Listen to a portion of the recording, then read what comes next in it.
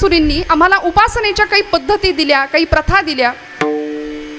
द्वैत भक्ती करणारे आमचे संत होते की मी भक्त तू देव ऐसे करी. मी भक्त आहे आणि तू देव, मला असंच ठेव, मला अद्वैत नको बाबा. कारण तू आणि मी एक झालो तर तुझ्यापासून वेगळं होऊन तुला जेवण भरवण्याचा आनंद मी कसा अनुभवू?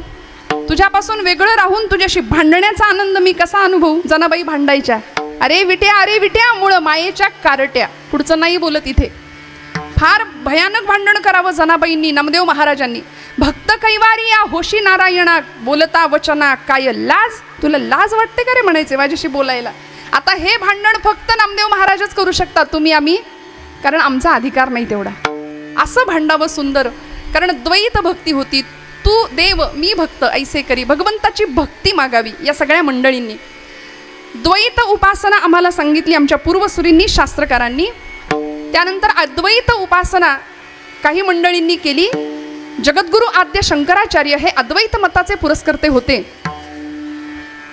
ब्रह्मसत्यं जगन्मिथ्या असा मिथ्यावाद त्यांनी मांडला, जगन्मिथ्यावाद मांडला की एकमेव ब्रह्मसत्य आहे. अद्वैताचा पुरस्कार करणारे अनेक संत, पण ते सुद्धा द्वैतात रमले.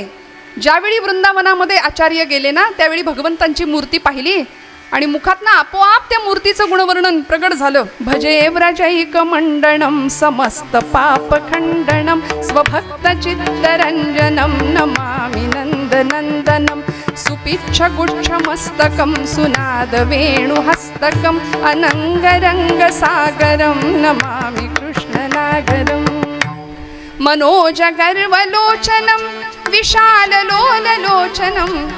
भगवंताचं इतकं सुंदर वर्णन केलं. हे अद्वैत पुरस्कार करते असून सुद्धा द्वैतात रमले. पहिली उपासना आहे द्वैत उपासना, पुढे अद्वैताची उपासना. भगवंताला वेगळं समजल्यानंतर त्याच्या रूपाचं, त्याच्या गुणांचं, त्याच्या कार्याचं वर्णन करताना आमच्या अनेक संतांनी त्याच्या रूपामध्ये इतके रमले, भान विसरून गेलं. आणि माऊलींनी वर्णन करावं, कृष्ण मूर्ती होय गे कळो आदि सोय गे. कृष्ण मूर्ती होय गे कळो आदि सोय गे. कृष्ण मूर्ती होय गे कळो आदि सोय गे. हरी हरी. कृष्ण मूर्ती होय गे कळो आदि सोय गे. प्राणाचाही प्राण माझा, प्राणाचाही प्राण, सुख काय सांगू गे, सुख सांगू काय गे. कृष्ण गळा गे कस्तुरीचा टिळा गे, तुळशी माळ गळा गे कस्तुरीचा टिळा गे. प्राणाचाही प्राण माझा सुख सांगू काय गे.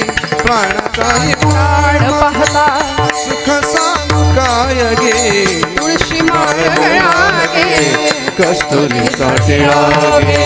तुळशी माळ गळा गे कस्तुरीचा टिळा. अर्धांगी रुक्मिणी विंझणा, अर्धांगी रुक्मिणी विंझणा, वारिती गोप बाळा गे तुळशी माळ गळा गे. कस्तुरीचा टिळा गे. तुळशी माळ गळा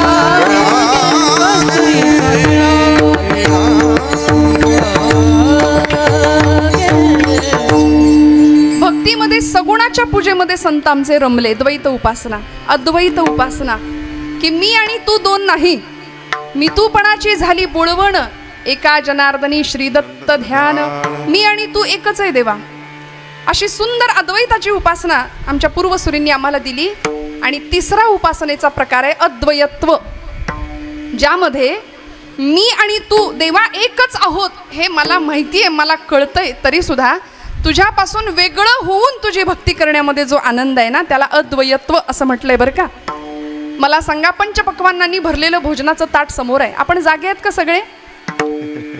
महिला मंडळ सगळे जागे आहेत ना? छान भूक लागली आपल्याला. पंचपक्वान्नांनी भरलेलं ताट समोर आहे. ताटातला घास आनंद कधी देईल नक्की? पोटात गेल्यावर आनंद देईल की तोंडात असताना आनंद देईल? हां, परवा एके ठिकाणी असं मी विचारलं बरं, प्रस्तावना करत होते, म्हटलं ताटातला घास आनंद कधी देईल, पोटात गेल्यावर की ओठात असताना, तोंडात असताना? समोरून उत्तर आलं पोट भरल्यावर. 2 ऑप्शन दिले होते, तिसरा ऑप्शन निघाला. काही मंडळी असे असतात श्रोतृवर्गांमध्ये, शिक्षकांनी गुरुजींनी विद्यार्थ्यांना प्रश्न विचारला, वर्तमान काळ, भूतकाळ आणि भविष्यकाळ 3 काळांचं चांगलं चाललं होतं शिकवणं, मराठी भाषेचं व्याकरण. मग मुलांनो, काल रात्री मला जेवायला नव्हतं या वाक्यामध्ये कुठला काळ आहे? उत्तर अपेक्षित होतं नव्हतं, नाही का, भूतकाळी वाक्य आहे. पुढचा मुलगा म्हणला, गुरुजी दुष्काळ आहे. साधी गोष्ट आहे, काल रात्री जेवायला नव्हतं, दुष्काळ आहे. त्यामुळे असा श्रोता समोर असला की वक्त्याची पंचायत होते. वक्ता वक्तानो हे श्रोते विण. आपण सगळे सुज्ञ आहात, सुहृद आहात, सद्भावनाशील मंडळी आहात याची मला जाणीव आहे. काय झालं? अद्वयत्व, पोटातला घास हा तोंडात असताना आनंद देतो. साखर खाल्ल्याशिवाय त्याची चव कळत नाही. गोड आहे असं म्हटल्याने भागत नाही. त्यामुळे भगवंता, तुझ्या भक्तीचा आनंद घेतल्याशिवाय माझं पोट नाही भरणार. म्हणून तुझ्या समोर उभं राहून मला तुझं गुणगान गायचंय, मला तुझ्या समोर उभं राहून तुला जेवण भरवायचंय, तुला नैवेद्य अर्पण करायचंय, तुझ्याशी भांडायचंय. अशी सुंदर भक्तीची परिसीमा या सगळ्या संतांनी गाठली. म्हणून तर तुका म्हणे, होय मनाशी संवाद आपुलाची वाद आपणासी. या सिद्धीपर्यंत पोहोचता आलं. साधकावस्था ते सिद्धावस्था हा प्रवास करताना तुकोबराय ज्या अवस्थेला पोहोचले, आता भगवंताचे आभार मानायची वेळ आली की देवा, माझ्या आयुष्यामध्ये तू मला अशा अवस्थेला नेऊन पोहोचवलंस, तू माझ्या आयुष्यात आलास, तुझं माझं सुंदर नातं निर्माण झालं. आता हे निर्माण झालेलं नातं असंच टिकलं पाहिजे, म्हणजेच मला क्षेम दे भगवंता. मागणी करतात क्षेमाची अभंगाच्या प्रथम चरणापासून. आता माझ्या भावा, आता माझ्या भावा, आता माझ्या भावा, आता माझ्या भावा, आता माझ्या भावा, आता माझ्या भावा, आता माझ्या भावा, आता माझ्या भावा. अंतराय नको देवा, अंतराय नको देवा, देवा नको देवा, देवा आले भागाते करीत, आले भागाते करीत. अंतराय नको देवा, अंतराय नको देवा, आले भागाते करीत, आले भाग्याचे करीत. आता माझा भावा, अंतराय नको देवा, अंतराय नको देवा, अंतराय नको देवा, नको देवा, नको देवा. आता माझ्या भावा, अंतराय नको देवा, आले भागाते करीतो, तुझे नाम उच्चारितो. आता तुकोबराय शब्द वापरतात देवा. आता इथून पुढे आज तुझं माझं नातं जुळलंय, मी तुझ्या इतका जवळ आलो, भक्तीच्या आनंदामध्ये इतका न्हावून निघालो की आता इथून पुढे मला अंतर नाही द्यायचं तू. कारण खरा भक्ताची अवस्था ही आहे बरं का, भगवंतापासून विरह सहन होत नाही, भगवंतापासून विलगता सहन होत नाही, आणि तुम्हाला आम्हाला याचा काहीच फरक पडत नाही बरं का. हां, भक्ती आम्ही करतो ती आपल्या सवडीची, आपल्या आवडीची, देवाच्या आवडीची नाही, आपल्याला जमेल तसं. ब्रह्मचैतन्य गोंदवलेकर महाराज फार सुंदर म्हणतात. ते म्हणतात, आपला परमार्थ जगाला जितका कमी दिसेल ना, तितका तो आपल्यासाठी फायदेशीर असतो. आपण जगाला दाखवण्याकरता परमार्थ फार करतो. संन्यासाचे सोंग संपादितात सांग, परी वैराग्याचे अंग आणिता नये, महाराज म्हणाले. त्यामुळे जगाला दाखवणारा परमार्थ नसावा. जग काय म्हणेल म्हणून आपण विचार करून वागतो, तो व्यवहार झाला, ते अध्यात्म नाही. आणि देव काय म्हणेल, माझा भगवंत काय म्हणेल, माझ्या देवाला कसं वाटेल, असा विचार करून वागणं, याचं नाव परमार्थ आहे. विठ्ठल.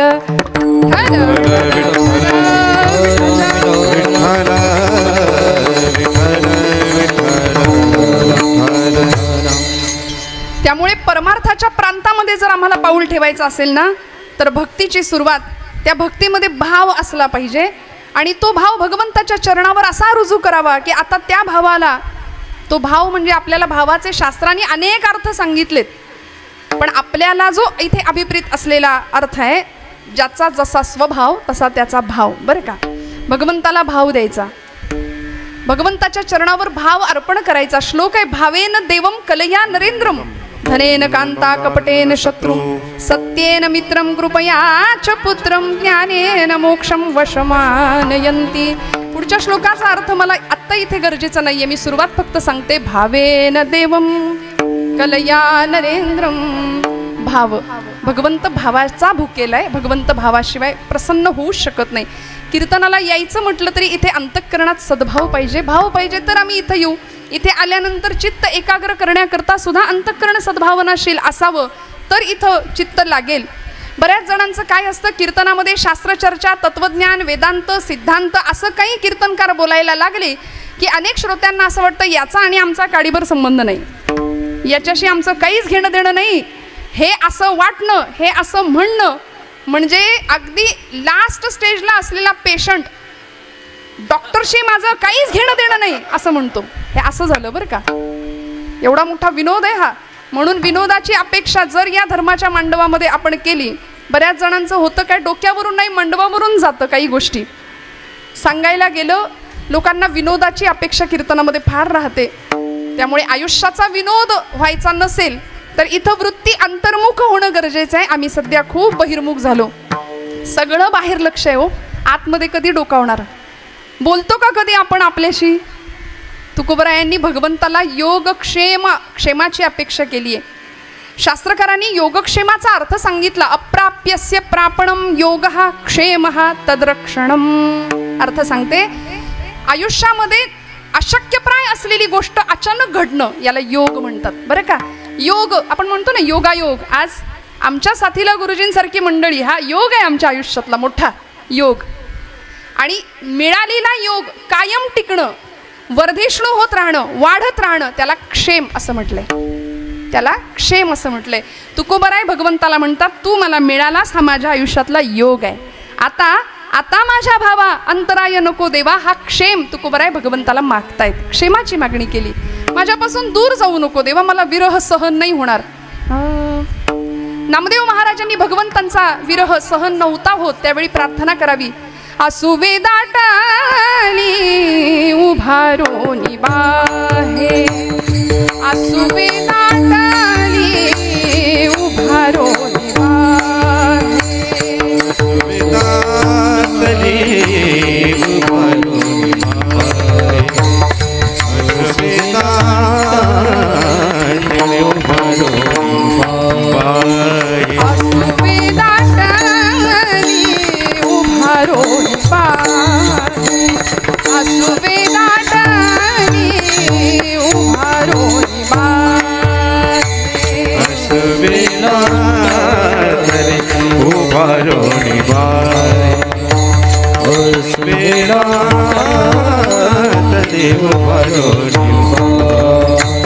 नामा वाट पाहे रात्रंदिवस, नामा वाट पाहे रात्रंदिवस, भेटशी गे धावा माझी आजीवनगा, भेटशी गे धावा माझी आजीवनगा, भेटती के धवा माझी भेटती के धवा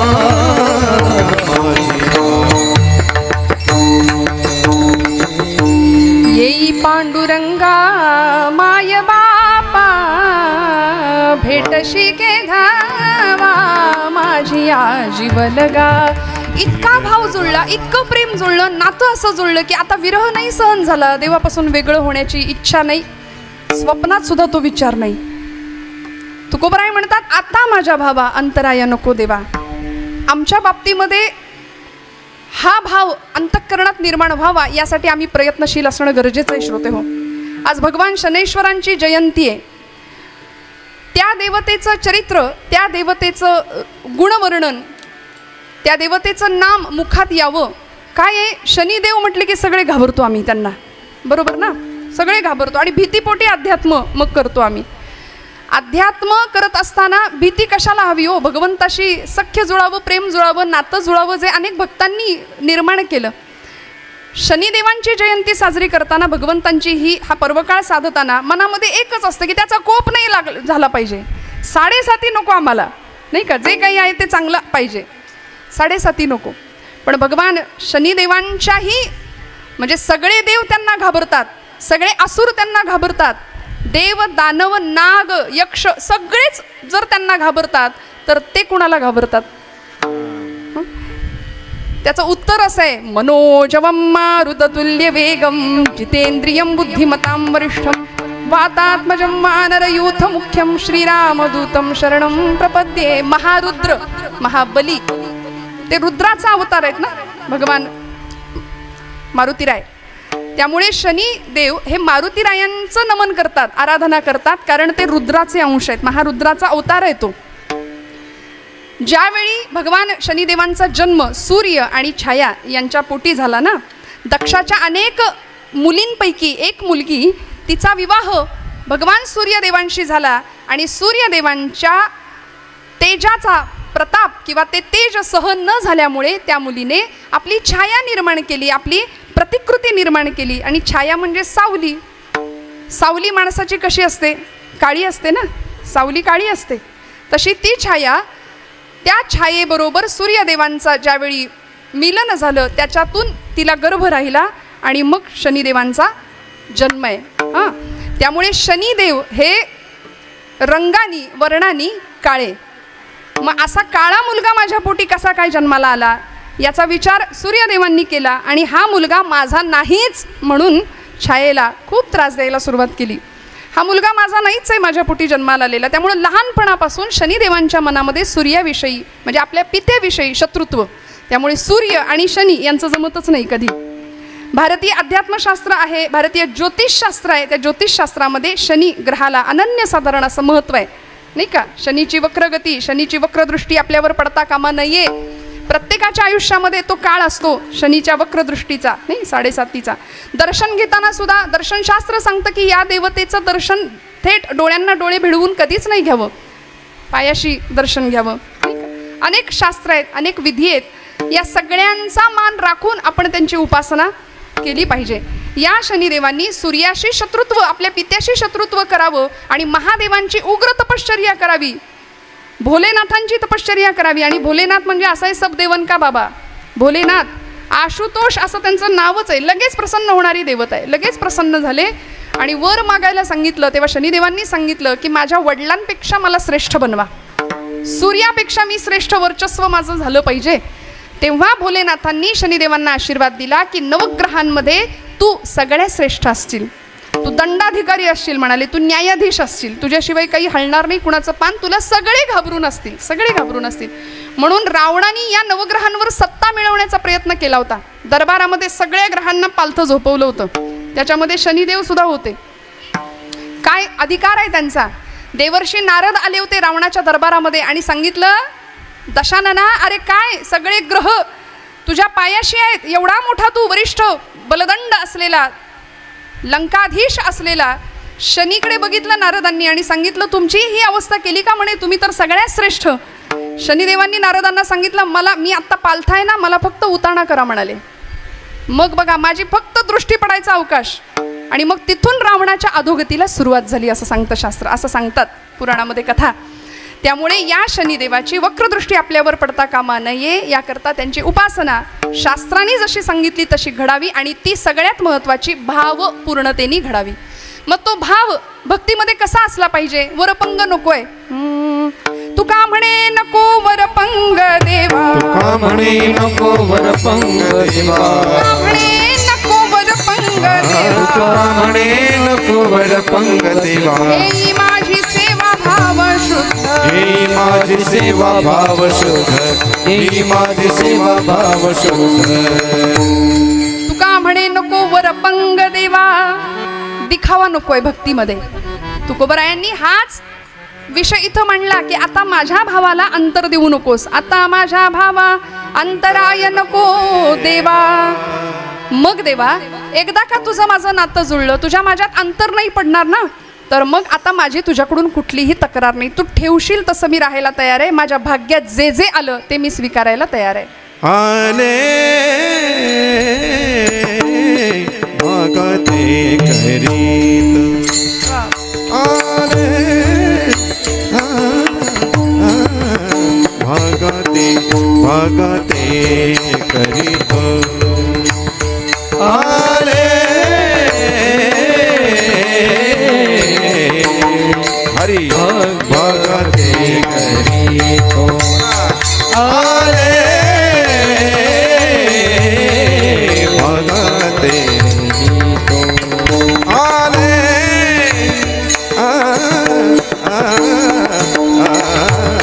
भागते करीत, तुझे नाम नाम नाम नाम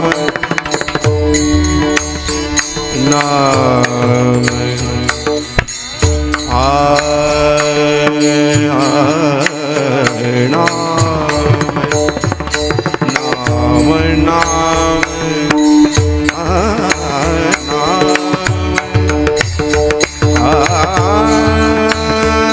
तुझे नाम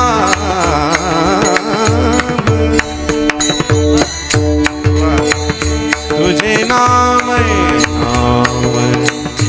नाम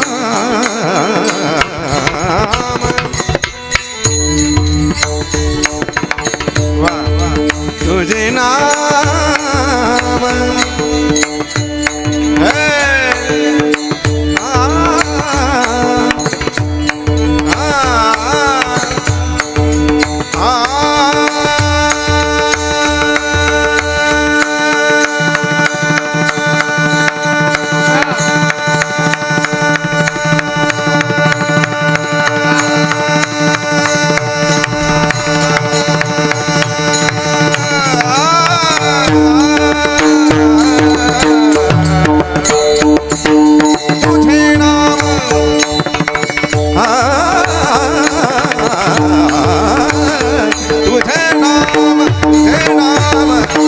उच्चारित आले भागते करीत, आले भागते करीत, आले आले आले भागते करीत, भागते करीत, भागते करीत. टाळ्या वाजवा. पाथरेकर, आपण आहात ना कीर्तनात? खळखळून हास्य, खळखळून दाद, मस्त टाळ्यांची दाद मिळाली पाहिजे बरं.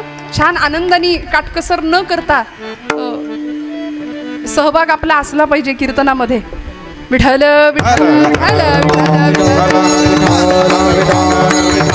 विठ्ठल आले भागाते करीतो तुझे नाम उच्चारितो. तुकोबराय म्हणले, देवा तक्रार नाही, कुठलीच तक्रार नाही.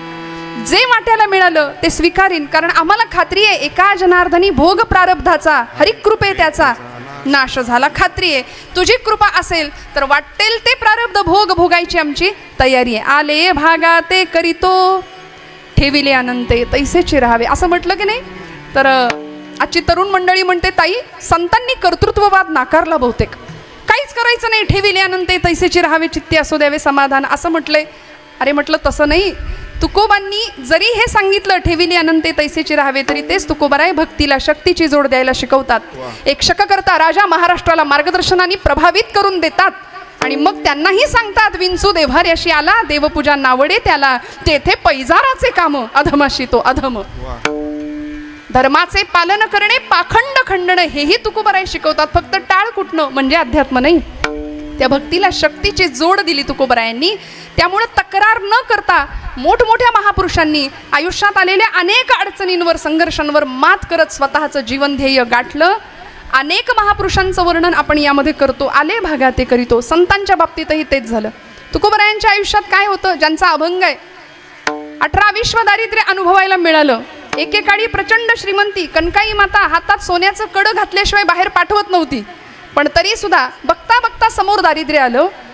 एखादी वयोवृद्ध आजी त्या दारिद्र्याच्या अवस्थेमध्ये 10 ठिकाणी लुगडं फाटलेलं आहे आणि 70-75 वर्षाची म्हातारी दारासमोर उभी राहायची. सगळं लोकांना देऊन टाकलंय, घरात काहीच नाही, पण तिच्या अंगावरचं फाटकं लुगडं बघून तुकोबरायांना वाटायचं की हिला काहीतरी दिलं पाहिजे आपण. सकाळची वेळ आवल्यामाई मोरीत स्नानाला गेलेल्या असायच्या. तुकोबांनी मोरीवर निर्या करून ठेवलेलं त्यांचं नेसायचं लुगडं ते घ्यावं आणि त्या म्हातारीला द्यावं आणि तिला सांगावं, आता 120च्या स्पीडनी पळत जा, थांबू नको इथं, कारण तुझ्या मागणे भूकंप येणार आहे, वादळ येणार आहे तुझ्या मागे. खात्री होती हो, स्वभाव माहिती होता की नाही. आवलीला भेटावं, आवलीनी भांडण करावं तुकोबरायांशी. का संघर्ष, का भांडण करावा? लुगडं दिलं म्हणून का हो? नाही. साडी दिली म्हणून का? नाही. आता मी माझी आबरू कशाने झाकू? प्रश्न पडावा. तुकोबराय म्हणायचे, आवले चिंता करू नको, ज्यांनी चोच दिली तो चारा देणार आहे, आले भागा ते करीतो. आता त्याचं नाम घेऊया ना. अगं नको चिंता करू वस्त्रा या पोटाची, माऊली आमुची पांडुरंग, काळजी करू नकोस. कशाला चिंता करायची? देणारा तो आहे. देव उदार देता न म्हणे थोडेफार, तू तो उदारांचा राणा. इतकं दिलंय त्यांनी. मैपत बुवांनी सांगितलंय की इथे या प्रसंगामध्ये आवलीला अंग झाकायला भगवंतांनी आपला पितांबर दिला. एवढी कृपा परमेश्वर करतो. विठ्ठल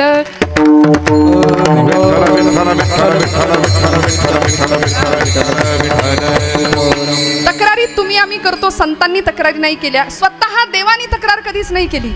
देवांच्या आयुष्यामध्ये अवतारामध्ये आपण पाहतो भगवान गोपाल कृष्ण किती सहन करायला लागलं. सगळं स्वीकारलं की नाही?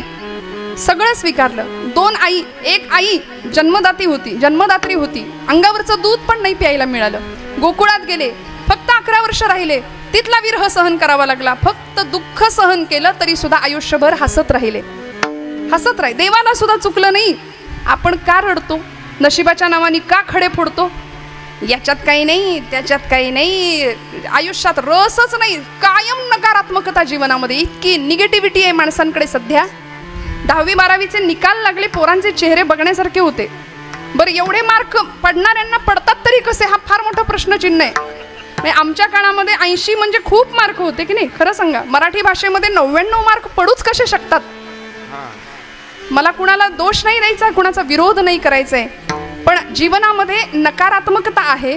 आयुष्यामध्ये सुख आलं की आम्ही असे हुरळून जातो, असे नाचायला लागतो, आणि जरा कुठे दुःख मिळालं की तितकेच कोलॅप्स, तितकेच ढासळून जातो. माऊली उत्तर देतात, सुखी संतोषान यावे, दुःखी विषादान भजावे, आणि लाभा लाभन धरावे मना माझी.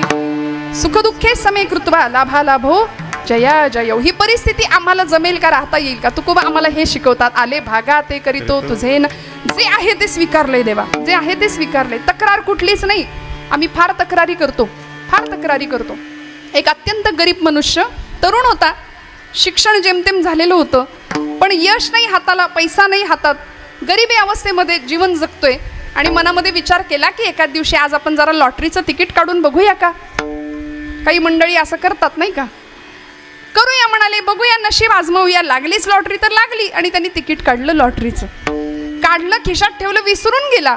पण ते तिकीट त्याला लागलेलं होतं, लॉटरी लागलेली होती. 1 कोटीची लॉटरी होती. जाऊ दे, मला बोलायला काय जाते. लागली, एवढी मोठी लॉटरी लागली, आणि उन्हाचा तडाखा लागला. रस्त्याने चालत होता, खरं तर विसरून गेला तो की आपल्याकडे तिकीट आहे. चालत असताना त्याला ऊन लागलं, घेरी आली, चक्कर आली, आणि तो जागेवर कोसळला, बेशुद्ध झाला. काही संवेदनशील माणसं असतात समाजामध्ये, पटकन अशा माणसांची मदत करतात, आणि काही असेही असतात की लगेच त्या प्रसंगाचे फोटो काढतात. ॲक्सिडेंट झाला तरी पहिलं सोशल मीडियावर कधीचे चित्र जाईल याची घाई असते अनेकांना नाही का? संवेदना बोथट झाल्या. काही चांगल्या माणसांनी त्याला घेतलं, दवाखान्यात भरती केलं, डॉक्टरनी त्याला तपासलं. त्याच्या खिशामध्ये ते तिकीट डॉक्टरला सापडलं. आणि डॉक्टरना कळलं की हे तिकीट लागलेलं, 1 कोटीची लॉटरी लागली आहे पठ्ठ्याला.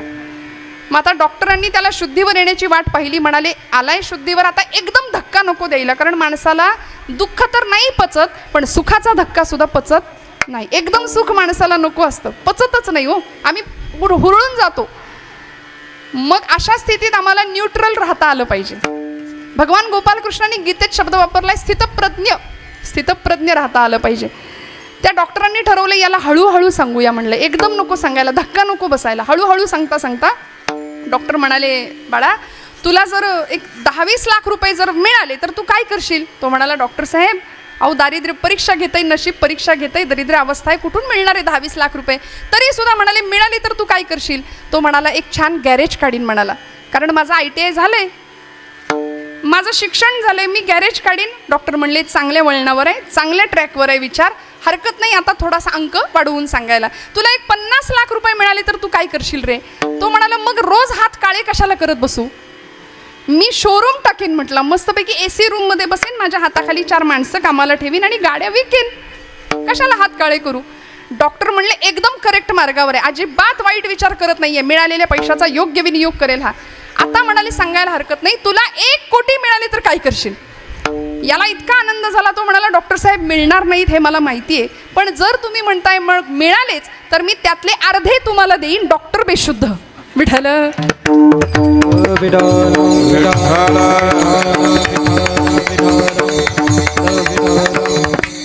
सुखाचा धक्का आम्हाला पचत नाही, दुःख आम्ही झेपवू शकत नाही. देवतांच्या आयुष्यामध्ये, संतांच्या आणि महापुरुषांच्या आयुष्यामध्ये हे सगळं त्यांनी स्वीकारलं. आले भागा ते करीतो, तुझे नाम उच्चारितो. अधिष्ठान भगवंताचं पक्क ठेवलं समोर. प्रभू रामचंद्रांच्या बाबतीमध्ये आज दशरथ राजांनी सांगावं की उद्या तुझा राज्याभिषेक आहे, गादीवर बसायचंय. काही वेळ निघून जातो, मध्ये कैकेयी मातेशी राजाचा संवाद होतो दशरथ राजांचा, आणि वचनांची आठवण करून दिली जाते. तेव्हा तेच दशरथ राजे प्रभूंना सांगतात की आता राज्यपद नाही, आता वल्कल परिधान करायचे आणि वनवासाला जायचं. म्हणले, चालेल. राजा गादीवर बसायचं होतं तेव्हाही शांतपणे हसले, चालेल. वनवासाला जायचे, चालेल म्हणाले. आजचा राम असता तर, आजचं कुणी एखादा असतं तर थैथैट केला असतं की नाही? सगळं गादीसाठीच तर चाललंय सध्या, सत्तेसाठीच तर चाललंय सध्या. आत्ता मला राज्याभिषेक उद्या होणार आहे, मला वनवासाला पाठवता म्हणून भांडला असतं की नाही आजचा राम? पण नाही हो, म्हणून ते राम आहेत, म्हणून ते प्रभू रामचंद्र आहेत. स्वीकारलं, सगळं स्वीकारलं. गोपालकृष्णांना सुद्धा गांधारी मातेने शेवटी शाप दिला होता. म्हणाले, माझा निर्वंश केलास ना कौरवांचा, तू सुद्धा यादवांचा निर्वंश झालेला डोळ्यासमोर पाहशील कृष्णा. भगवंत म्हणले, आय ॲक्सेप्ट इट, मी स्वीकारतो तुझा शाप सुद्धा माते, मी आशीर्वाद म्हणून स्वीकारतो. सगळं स्वीकारलं. प्रभू रामचंद्र वनवासात जाताना सीतेचा निरोप घ्यायला आले होते. सीतामाईंना म्हटले, आता मी जातोय. जनक राजांनी सीतामाईंना निरोप पाठवला होता, माहेरी येऊन राहा, काही जाऊ नको वनवासात. आताची सीता गेली असती की नाही पटकन बॅग भरून, कुठं वनवास पत्करू यांच्याबरोबर, कुठे 14 वर्ष फिरत राहू जंगलात रानावनात, गेली असती की नाही खरं सांगा? पण सीतामाई काय म्हणतात माहितीये? प्रभू समोर आलेत, निरोप मागतायत. निरोप कसला माझा घेता, देवा माझा निरोप आपण का मागता? निरोप कसला माझा घेता, जेथे राघव तेथे सीता, जेथे राघव तेथे सीता, जेथे राघव तेथे सीता, जेथे राघव तेथे सीता. देवा निरोप नाही, मी येणार तुमच्या मागे. आणि विलक्षण पद्धतीने सीतामाईंचा त्याग सहन केलाय. आले भागा ते करीतो, तुझे नाम उच्चारितो. अनेकांनी हा त्याग सहन केला, हे भाग्य स्वीकारलं. संतांच्या बाबतीतही तेच आहे, साधू संतांच्या महापुरुषांच्या बाबतीतही तेच आहे. आज ज्या राजांची आठवण आपल्याला करायचं आहे त्या राजांच्या बाबतीत सुद्धा तेच घडलं बरं का. सगळं स्वीकारलं की नाही. यवनी पातशाह्यांची आक्रमणं होत होती महाराष्ट्राच्या छाताडावर. ही सगळी मुसलमानी सत्ता अक्षरशः थैथयाट करत होती. स्त्रीच्या कपाळावरचं कुंकू सुरक्षित राहतंय की नाही याची सुद्धा खात्री नव्हती. तरुणांचा पराक्रम, वृद्धांचं जीवन काहीच सुरक्षित नव्हतं. आमच्या डोळ्यासमोर आपल्या घरातल्या बाया बापड्यांना उचलून नेलं जात होतं. समर्थ म्हणतात, कित्येक ब्राह्मणी गुजरणी भ्रष्टविल्या, किती एक देशांतरा त्या विकिल्या, किती एक हाल होवोनी मेल्या. ठाऊक नाही, इतका विलक्षण काळ महाराष्ट्राच्या मातीने अनुभवला होता. पण या काळामध्ये जिजाऊ मातोश्रींच्या संस्कारांनी संपन्न झालेला एक महात्मा, आपल्या दीर्घ राजकारणाचा अनुभव जिजा मातोश्री त्यांना देतात. एका पाठीमागं एक स्वराज्यावर आलेली सगळी संकट पेलली, स्वीकारली, सहन केली. आले भागा ते करीतो, स्वीकारलं. पण अधिष्ठान होतं शंभू महादेवांचं, अधिष्ठान होतं तुळजाभवानीचं. असं नाही म्हणाले मी माझ्या जोरावर करेन, माझ्या जीवावर करेन, नाही. बरं, छत्रपती शिवाजी महाराज कुठून तरी अवकाशातनं टपकले, असं काहीतरी लाईट आला भवानी मातेच्या हातातनं प्रगट झाले, असं काही झालंय का? नाही. प्रचंड कष्टातनं जिजाऊ माऊलींनी राजांना घडवलं आणि असे राजे घडले. भवानी मातेचं अधिष्ठान आपल्या तलवारीला सुद्धा होतं, म्हणून भवानी तलवार राजांच्या हातात असायची, तळपत होती. त्या आई जगदंबेचं अधिष्ठान समोर होतं. गळ्यामध्ये 64 कवड्यांची माळ घालत होते आणि नुसती घालत नव्हते, भुत्या होऊन हातात पोत घेऊन नाचत सुद्धा होते राजे. संचार व्हायचा देवीचा. शंभू महादेवाचं अधिष्ठान होतं. रोहिडेश्वराच्या रायरेश्वराच्या समोर 150 मावळ्यांच्या धारोष्ण रक्ताचा अभिषेक शिवशंभू महादेवाच्या पिंडीवरती केला आणि राजांनी सांगावं, महादेवा, शंभू महादेवा, आता हा पहिला आणि शेवटचा अभिषेक माझ्या रक्ताचा, इथून पुढे शत्रूचं रक्त तुझ्यावरती सांडू. तुझे नाम उच्चारितो, तुझ्या आयुष्यामध्ये स्मशानेश्वा क्रीडा हे भाग्य आलं ना, आम्हालाही ते विष पचवण्याचं सामर्थ्य दे भगवंता. हे मागणं होतं राजांचं. आणि या सगळ्या त्यागातनं काय निर्माण झालं हो? 350 वर्षापूर्वी गुलामीचा अंधकार सगळ्या महाराष्ट्राने सहन केला, पण मग मात्र अनेकांच्या बलिदानाने, अनेकांच्या रक्ताने असं साम्राज्य स्थापन झालं. शतकांच्या यज्ञातून उठली एक केशरी ज्वाला. रायगडावर 32 मण सोन्याचं सिंहासन सजलं होतं. 32 मण सोन्याचं सिंहासन सजलं.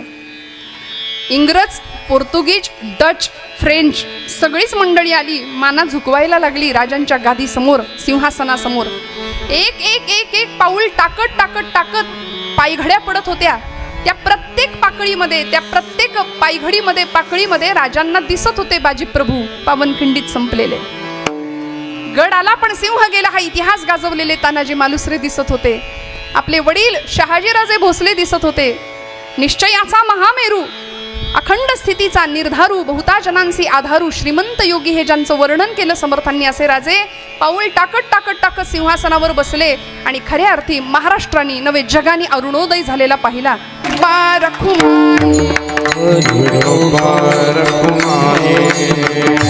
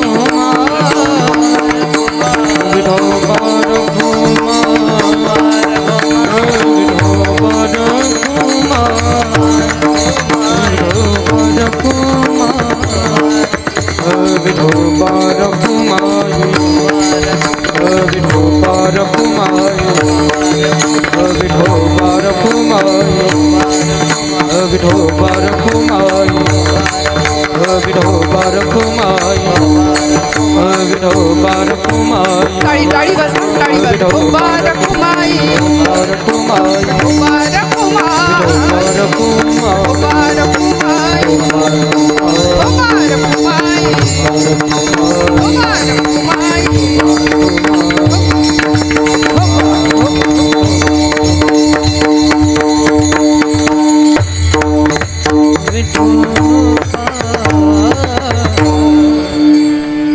आता माझ्या भावा अंतराय नको, देवा आले भागाते करीतो तुझे नाम उच्चारितो.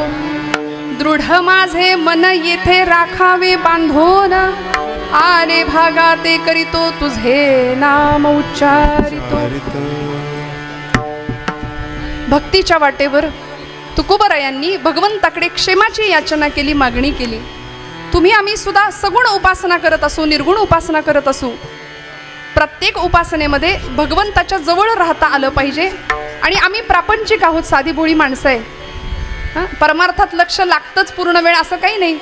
आम्ही आमच्या सवडीने करतो. घरातली कामं करता करता जमलं तर समोर सिरियल चालू लागते आम्हाला, हातात माळ असली तरी.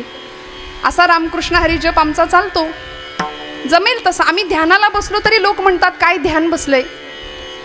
असा अध्यात्म, सवडीचा अध्यात्म आम्ही करतो. आम्हाला जमेल तसं. भगवंताला आवडेल असं काही नाही. भगवंताला आवडेल असं जर आमच्याकडून अध्यात्म घडलं ना, तर आज तरुण मंडळ स्थापन होतात. गणपती नवरात्र उत्सव देवाला आवडण्याकरता जर उत्सव असेल तर त्या गणपतीच्या मागे, पडद्यामागे पत्त्यांचे डाव रंगणार नाहीत. जर देवाच्या आवडीकरता आम्ही उत्सव करत असू तर. जर देवीच्या आवडीकरता नवरात्र असेल तर फक्त गरब्याकडेच आमचं लक्ष नसेल बरं का. 9 दिवस कुठले रंग नेसायचे याकडेच महिला वर्ग प्रभावित आणि आकर्षित नाही होणार. त्यामुळे देवदेवतांची चरित्र, त्यांची गायन, त्या चरित्राचं गायन, लीला संकीर्तन, गुणसंकीर्तन, नामसंकीर्तन तुमच्या माझ्याकडून उत्तम प्रकारे घडावं. ज्या साधू संतांनी ही वाट महाराष्ट्राला दिली सद्विचारांची, इथं सिंचन झालं. ती अक्षरे नवती देखा ब्रह्म साम्राज्य दीपिका, अर्जुना लागी चित्कळिका प्रगटली असे. एक एक अक्षर साक्षात परतत्वाला स्पर्श करणारं होतं. म्हणून संप्रदायामध्ये गाथेच्या निमित्ताने, ज्ञानोबांच्या ज्ञानेश्वरीच्या निमित्ताने साक्षात ज्ञानोबा आणि तुकोबा आमच्यासोबत आहेत याची खात्री प्रत्येकाने बाळगावी. मग जीवनामध्ये नैराश्य नाही येणार, फ्रस्ट्रेशन ज्याला आपण म्हणतो मराठीत. 2 वर्षाचं पोरगं सुद्धा खूप टेन्शनमध्ये आहे सध्या. त्याच्या हातामध्ये मोबाईल आहे, प्रचंड टेन्शनमध्ये. का? चित्त सैरभैर झालंय, विचलित झाली मनाची अवस्था. आणि ते मन इतकं घातक आहे, इतकं वाईट आहे की अध्यात्माच्या प्रांतामध्ये येणाऱ्या माणसाला त्रास दिल्याशिवाय राहत नाही.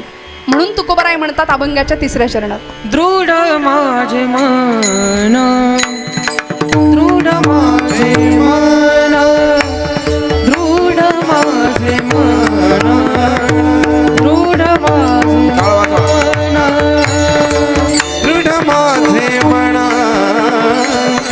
दृढ माझे मन, दृढ माझे मन, दृढ माझे मन, दृढ माझे मन, दृढ माझे मन, दृढ माझे मन, दृढ माझे मन, दृढ माझे मन.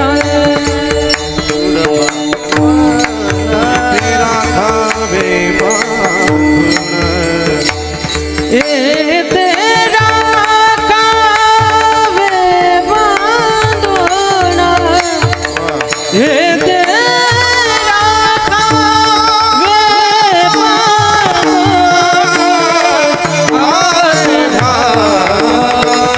जे करी तो आले भाग्या, जे करी आले भाग्या, जे करी तो आले भाग्या, जे करी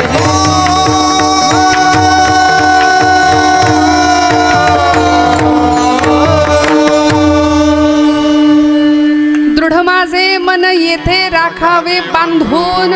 महाराज भगवंताला सांगतात की माझं मन फार वाईट आहे, चंचल आहे, हट्टी आहे, दुराग्रही आहे, ऐकतच नाही. कर म्हटलं की ती गोष्ट मन करत नाही. जे नको करू, नाही करायला पाहिजे ते करतं, नाही का. चंचलम ही मन कृष्ण प्रमाथी बलवत दृढम, अत्यंत दृढ आहे मन. या दृढ शब्दाचा अर्थ हट्टी या अर्थाने घेतलाय बरं का. दृढ म्हणजे हट्टी, अतिशय हट्टी आहे मन, ऐकत नाही. तुकोबाराय म्हणतात हे माझं मन हट्टी आहे, ते तुझ्या पायाशी बांधून राहिलं पाहिजे. मनानं धाव घेतली पाहिजे. कुठे? मना तेथे धाव घेई, मना तेथे धाव घेई, मनात धाव घेई, मनात धाव घेई, मना तेथे धाव घेई, मना तेथे धाव घेई.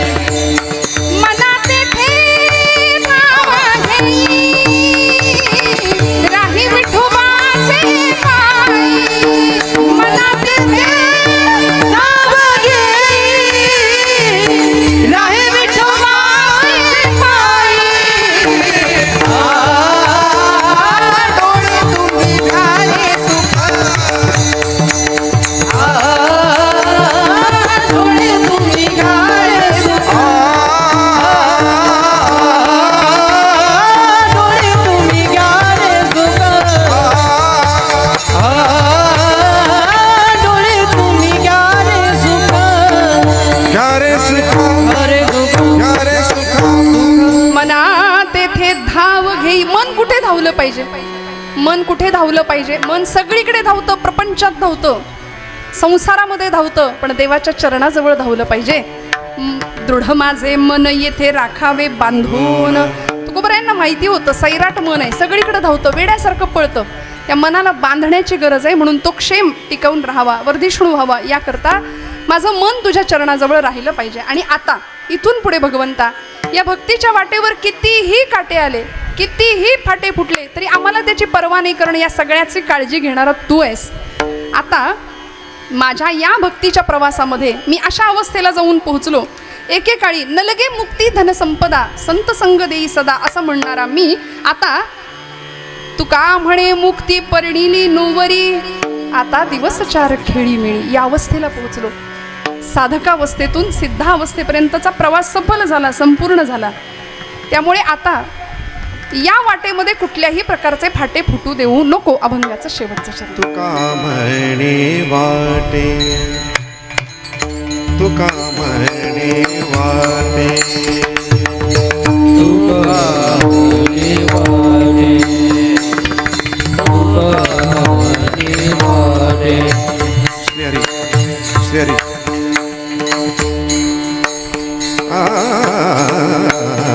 तुका म्हणे वाटे, तुका म्हणे तुका म्हणे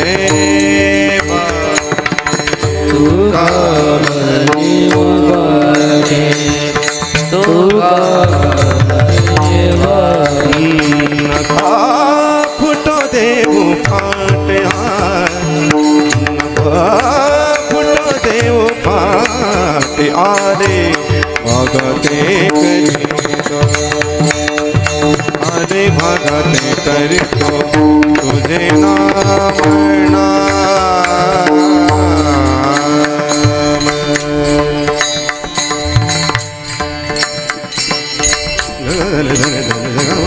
तुझे नाम उच्चारतो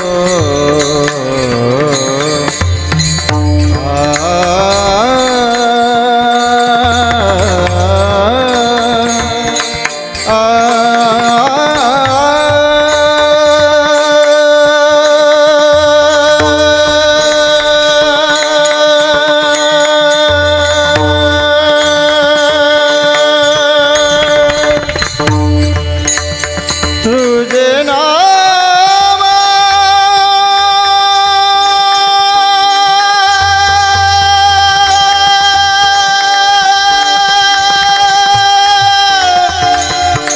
उच्चारितो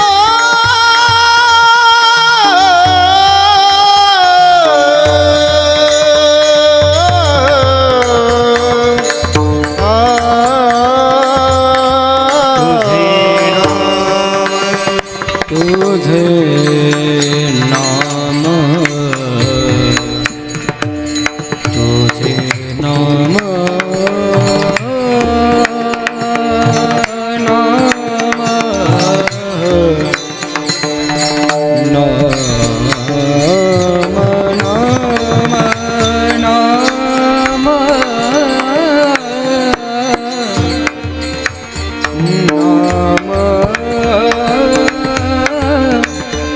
नाम, हॅलो हॅलो.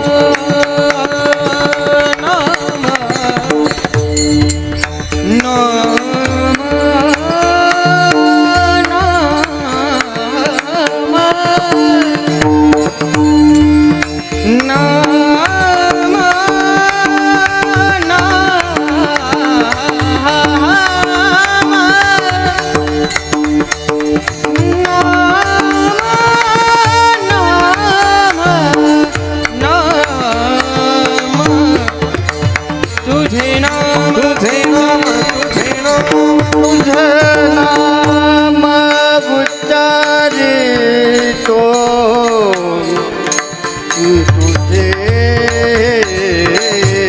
नाम उच्चारितो, तुझे नाम,